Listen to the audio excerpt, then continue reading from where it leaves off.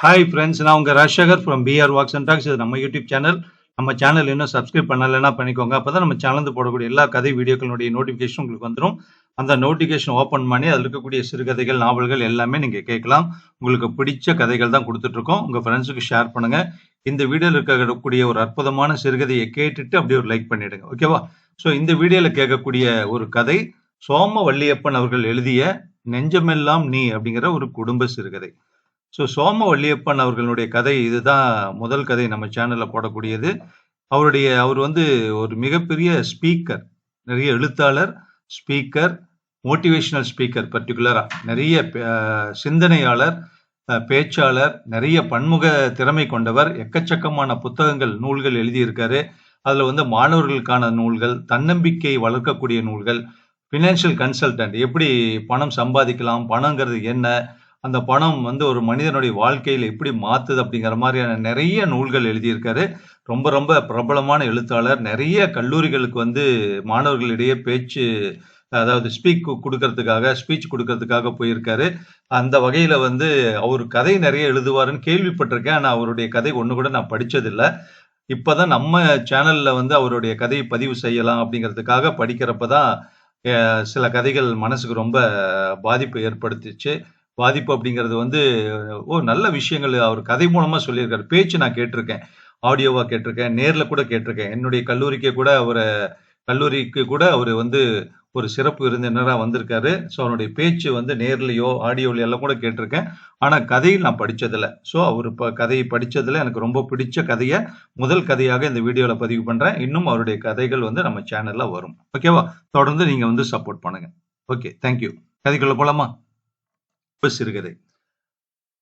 கணேசன் அவனுடைய அப்பாவுக்கு நீல நிற இல்லன் லெட்டர்ல கடிதம் எழுதிக்கிட்டு இருந்தான். மற்ற விவரங்கள் எல்லாம் எழுதிட்டு, எனக்கும் எனது மேலதிகாரிக்கும் 2 நாட்களாக ஒரு விவாதம். அதை பற்றி நீங்கள் என்ன நினைக்கிறீர்கள் என்று தெரிந்து கொள்ள விருப்பம் என்று எழுதினப்போ வாசல்ல மணி அடிச்சது. யோசிச்சுக்கிட்டே கதவை திறந்தான். தந்தி சேவகன் நின்னுகிட்டு இருந்தான். அவனோட அப்பா செத்து போனதாக அதுல தகவல் வந்திருந்துச்சு. பஸ் ஏறினான். சென்னையிலிருந்து திருச்சிக்கு 6 மணி நேர பயணம் ஒரு வாய்ப்பு. நிச்சயமாக அப்போது தூங்கக்கூடாது.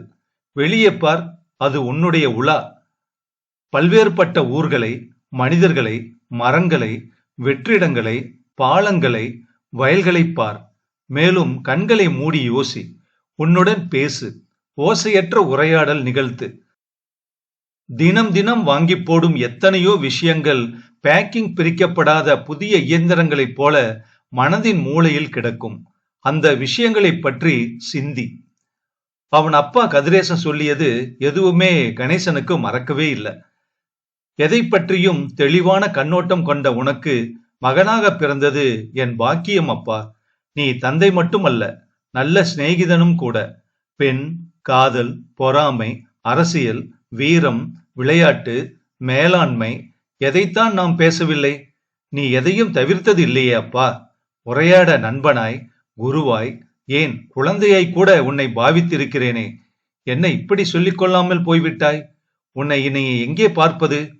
பேசவே முடியவே முடியாதா? கடிதம் கூட சாத்தியப்படாதா?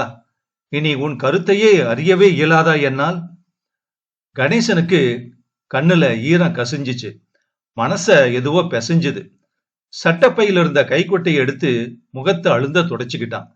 பக்கத்தில் அமர்ந்திருந்த பெரியவர் திரும்பி அவனை பார்த்தாரு.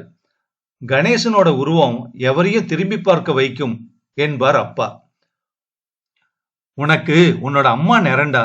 நம்ம குடும்பத்து மூக்கு. கருகருன்னு மீசையோடு சினிமா ஹீரோ எல்லாம் கெட்டான் போ. சும்மா வெக்கப்படாம என்கிட்ட சொல்லு.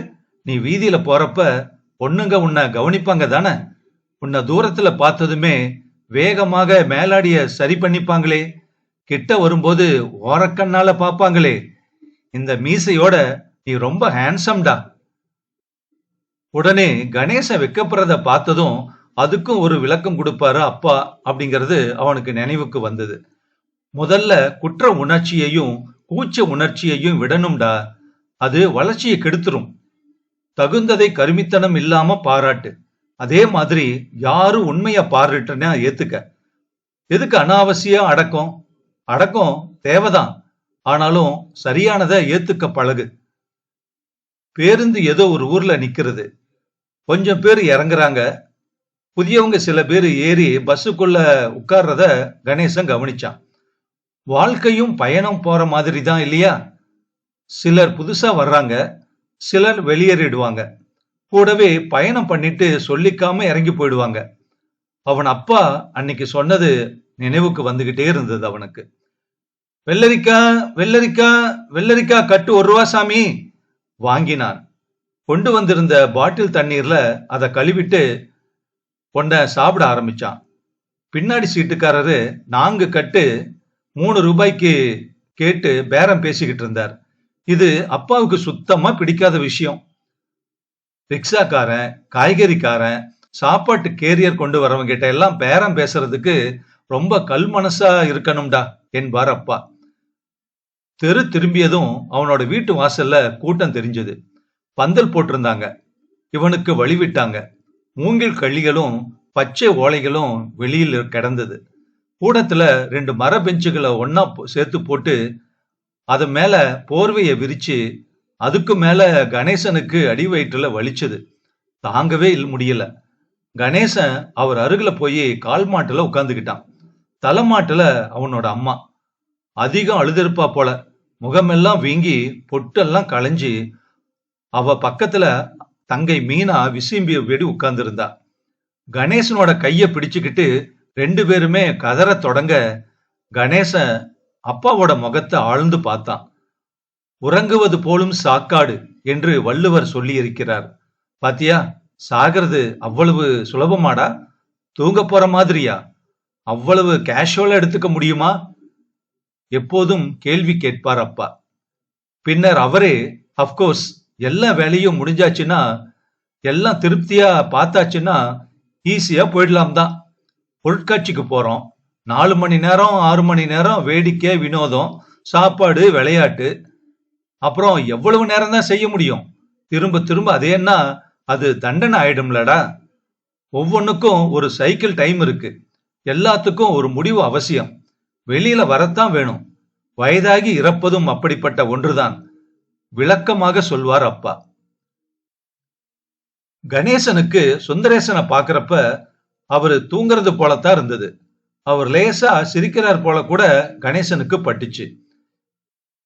எதுக்கும் பயப்படாத. சந்திக்க வேண்டியதை சந்திக்கத்தான் வேண்டும். போய்விட்டு வா அப்படின்னு 16 வயசுல அவனை தனியா பம்பாய்க்கு அனுப்புனாரு. தைரியம் சொல்லியவரு. நீச்சல் தானே கத்துக்கணும்னு வீட்டு கிணத்துல தூக்கி போட்டவரு. 3வது எம்பலுக்கு மட்டுமே தானும் குதிச்சு தூக்குனார் அவனை. 10,000 ரூபாய் பணத்தை பஸ் ஸ்டாண்ட்ல தொலைச்சிட்டு வந்ததுக்கு நிதானமா விவரமெல்லாம் கேட்டுக்கிட்டு கூட தேட வந்தவரு. தேட மட்டும்தான் செஞ்சாரு. மறுபடியும் நிதானமா அவரை தலை முதல் கால் வர பார்த்தான் அவன். அவன் சிறுவயது முதல் சந்தோஷமாக பிடித்து கொண்டு நடந்த கைகள், கட்டிக்கொண்டு தொங்கிய கழுத்து, படுத்து புரண்டபடி தன் செல்ல கோபம் காட்டிய தலைமுடி. இந்த உருவம் இனி கிடையாதா? கணேசனின் மனம் துவண்டது. கணேசன் எழுந்தான். அவருடைய அறைக்கு போனான். அவரை தியானம் செய்யற அமரக்கூடிய ஓலை தடுக்கு அங்க இருந்தது. வரிசையா கண்ணாடி அலமாரிக்குள்ள சில 100 புத்தகங்கள் இருந்தது. செங்கருப்பு மரமேஜ, நாற்காலி. அவன் தாயாரோட ஃப்ரேம் போட்ட கருப்பு வெள்ளை போட்டோ. ஒரே ஒரு கட்டில். அதுல கணேச உட்கார்ந்துகிட்டான். அவனுக்கு அங்க காஃபி கொண்டு வந்து கொடுத்தாங்க. வெளியில நடவடிக்கைகள்லாம் அதிகமாச்சு. கணேசன் அதிகம் பதறாத மாதிரி மற்றவங்களுக்கு பட்டுச்சு. அவன் சித்தப்பா அவனை கூப்பிட்டாரு. செய்ய வேண்டிய சம்பிரதாயங்கள் ஒவ்வொன்னா சொல்ல இயந்திரமா செஞ்சு முடிச்சான் கணேசன். மயான கரையில தலையும் முகமும் மொழிக்கப்பட்ட கணேசன் ஒரு மரத்தடியில உட்கார்ந்துகிட்டு இருந்தான். அடுக்கிய கட்டைகள் மேல அவனுக்கு மிக பிரியமான சுந்தரேசன்.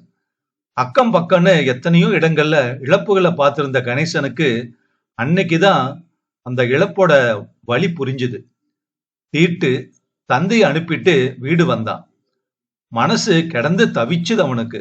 இந்த அனுபவத்தை பகிர்ந்துக்க கூட அவன் மனம் சுந்தரேசனை தான் நினைச்சு ஏங்கியது. அவர்தான் இப்ப இல்லையே. சொந்தக்காரங்க எல்லாம் கிளம்ப ஒரே வாரத்துல வீட்டோட நிலைமை அதிகமா மாறிடுச்சு. வீட்டு விஷயங்களை பேசிக்கிட்டு அம்மாவையும் தங்கையும் விட்டுட்டு அலுவலகம் செல்ல ஊருக்கு கிளம்புனா கணேசன்.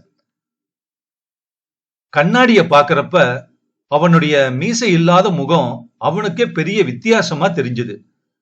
சுந்தரேசனோட இழப்புக்கு மொட்டை தலையும் மழிக்கப்பட்ட மீசையும் தான் இப்ப அடையாளம். அதுவும் கூட ஓரிரு மாசத்துல மாறிடும். அவன் மனசுக்குள்ள பேசினான். மனைவியை இழந்த மேனேஜர் ராஜகோபால் மறுமணம் செய்து கொள்ள 4 மாதம் ஆனது. பாட்டி இறப்பை அம்மா மறக்க 1 வருடம் தேவைப்பட்டது. மூத்த பையன் கிணற்றில் விழுந்த இறந்ததை ராஜேந்திரன் மாமா வருடம் ஒரு முறை ஜனவரி 7ஆம் தேதி நினைக்கிறார். உன்னை மறக்கவே முடியாது, மறக்கவே கூடாது. உன்னை நான் தினம் தினம் வாழ்க்கை முழுக்க நினைக்க விரும்புகிறேன். எப்படி என்றா கேட்கிறாய்? இனி எனக்கு மீசை கிடையாது. ஆமாம் அப்பா. கண்ணாடி பார்க்கும் ஒவ்வொரு தினமும் ஒவ்வொரு முறையும் உன் நினைவு எனக்கு வர வேண்டும். என்ன உன்னோட விளக்கம் இதுக்கு உண்டாப்பா? அம்மாவிடம் சொல்லிக்கொண்டு ஊருக்கு கிளம்பினான் கணேசன். சோம வள்ளியப்பன் அவர்கள் எழுதிய நெஞ்சமெல்லாம் நீ குடும்ப சிறுகதை முற்றும். இந்த கதை குமுதம் ஜங்ஷன் பத்திரிகையில 18/2/2001 வெளியானது. சோ அப்பா பையனுடைய உறவை பத்தி நிறைய எழுத்தாளர்கள் நிறைய கதைகள் எழுதியிருக்காங்க. அதுல இந்த கதை ரொம்ப ரொம்ப வித்தியாசமா இருக்கு. நிறைய விஷயத்த எல்லாத்தையுமே அப்பா கிட்ட ஷேர் பண்ணக்கூடிய பையன் அப்பா இறந்துட்டாருங்கிறது கூட நம்ப முடியல. அப்பா இறந்ததுக்காக நான் இப்படி மாற போறேன், அத கூட அந்த ஒரு விஷயத்த கூட உன்னோட என்னால பகிர்ந்துக்க முடியாதாப்பா, எப்பவுமே உன்னோட தொடர்பு கொள்ளவே முடியாதா அப்படிங்கிற மாதிரி அவருடைய ஃபீல் நமக்கும் அப்படியே உள்ள மனசுக்குள்ள இறங்கி இருக்கு. பல பேருக்கு அப்பா இல்லாத பலர் பேருக்கு அப்பாவுடைய நினைவு வரும். அப்பா இருக்கக்கூடியவங்களுக்கு அவர் மேல இன்னும் அன்பு அதிகமாகும்னு இந்த கதை நிரூபணம் செய்கிறத நான் ஃபீல் பண்றேன். உங்களுடைய இந்த கதையை பத்தின அபிப்பிராயத்தை இந்த வீடியோ கமெண்ட்ல சொல்லுங்க. நன்றி.